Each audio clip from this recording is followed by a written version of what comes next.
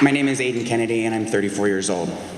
The person who stands before you now only came to exist about 4 years ago. I spent the first 30 years of my life in a completely different body with a completely different understanding of who I was and a completely different understanding of how I was going to live my life. I am many, many things, but one of those things is a transsexual man. I chose, that photo's supposed to come up. So I chose to reveal this in the Self-Worth Project because I spend a lot of time doing activism and education about who I am and the identities of other trans people, but what I've never done during this process is really stood up and advocated for myself. And this project gave me an opportunity to do that in a way that has given me insight in areas that I didn't know would happen. My first experience was the first day of first grade, and I was 6 years old, and I went to school, and we were told to line up either on the right side of the room or the left side of the room based upon our gender. Little girls were to line up to the right and boys to the left, and I stood in the middle of the room, and I was really aware that I wasn't supposed to be on the right side. I didn't feel like I belonged on the right side, and I also knew that there was high consequences if I would go to the left side. And at 6 years old, I knew that my only option, my only chance was to just stand in the middle of the room. The teacher, doing what she thought was best, simply told me that I was confused and needed to go to the little girls' side of the room. And this was a process just to simply go to lunch. I just wanted to eat, and I didn't want to be designated to these two labels that didn't fit for me. So that day I came home from school, and I asked my mother what my name was. And she thought it was a silly question, which I think a lot of people would think it would be a silly question, but proceeded to tell me what my name was. And I then began to understand that for the rest of my life, up until I was 30, that all sorts of assumptions and all sorts of things were going to happen to me as a direct result of this name that was given to me and all of these meanings behind the name. And I went through my life being part of the group in superficial ways, but always feeling really outside of the group, and I've always felt on my island all by myself. And I didn't even know how to give people directions to get to my island with me. And I think that that's a common feeling felt by a lot of people. I don't think we talk about it, and this project is giving us an opportunity to talk about it. When I was in my mid-20s, I was suffering from severe eating disorder and a direct result of trying to modify my body in a way that I could, the only way that I knew how. When I was 29, I realized that I had come to a place in my life where I needed to let him out because him being inside of me was killing me. And so I began my transition, and that transition has included hormones and surgery, which these scars expose that part of me. And I spend a lot of time doing public speaking and educating and speaking in front of people.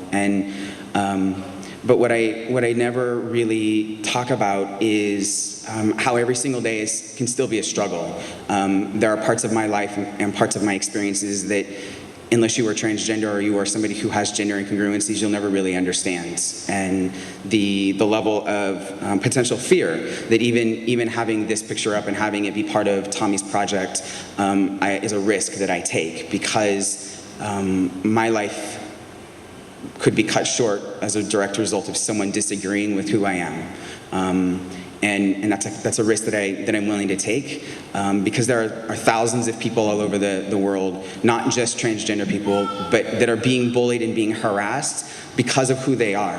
And if we can understand that children in particular, the young people who took their lives that were the spark for this project and Tommy, they were not being bullied because of their sexuality.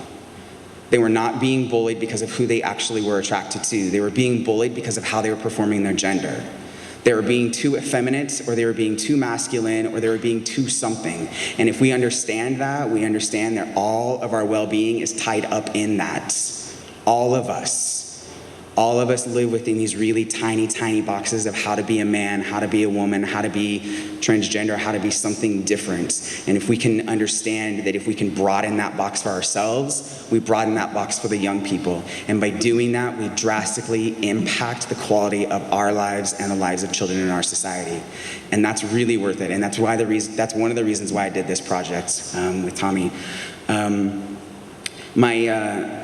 when I was here a little bit earlier and I was meeting the other speakers, we were talking about who was here and who wasn't here. And I grew up in a small town in Southern Oregon and moved away as soon as I possibly could. But my mom grew up in Redding, and I have family connections to Redding. And my parents only live a couple of hours away, and they have no idea that I'm here, and they have no idea that I'm doing this. And my family very much believes that we don't air our dirty laundry. And I don't really know what that means because my clothes are pretty clean, but I'm pretty certain that my mom would consider this dirty laundry. And so as much as that she loves me and she's proud of me, my mom also is very terrified of my safety, and that it is through the process of doing this and hopefully through educating that we can shed some of the shame that comes along with this experience, some of the shame that I have and I will have for the rest of my life. And so I just really want to thank Tommy, because I think that it's most appropriate that Tommy was wise enough to create a project that brought cross sections of people together, and we're able to find our common bond. And to remember that you all, when you leave here tonight, because we've all been in this space and we've been feeling it, and it's really great, and these powerful images, that I would ask you to figure out what you can do in your own life to broaden whatever box it is that you're living in.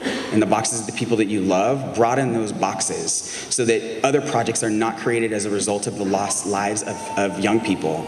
And I would really encourage that you do that. And the other thing that I would really encourage is to laugh at yourself. It's really, really important that in our struggles and in our insecurities that we remember that we are fallible human beings, and sometimes those things are funny, and we can't miss those opportunities either. So I will, on a closing note, I will share with you there's numerous, there's a lot of funny stories when you live 30 years as a female and then 4 years as a man. And I'm sure you all can imagine what that might be like. Maybe not. So there's these things where, embedded in the humor is the reality of that. For me, this person who's standing in front of you right now, I came to be about 4 years ago. And this person who's standing in front of you is completely, not completely self-created, because I have an amazing partner and amazing friends and support that help me be the human being that I am. But there's these places and these laps in mindfulness when I'm walking out of the locker room with a very good friend of mine after we had played a game of racquetball. And the locker room, there's a certain amount of masculinity that one could feel in the air. And, I'm new to the men's locker room. It's not really comfortable there per se. And I am certain that everyone's staring at me, which was not ego-based, it was terror-based. And so we're walking out and I'm having a chat, and my friend knows that I'm feeling kind of nervous. So we're like, talking about sports, because that's what men do. And so we're talking about whatever, and I was like, yeah, in high school when I played softball.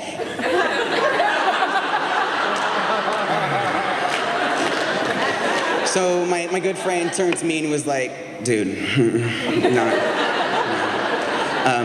So I just wanted to end on a positive, funny note that it's really important that we have some balance about the seriousness and the sadness, and then life is funny, and so remember that. Thank you.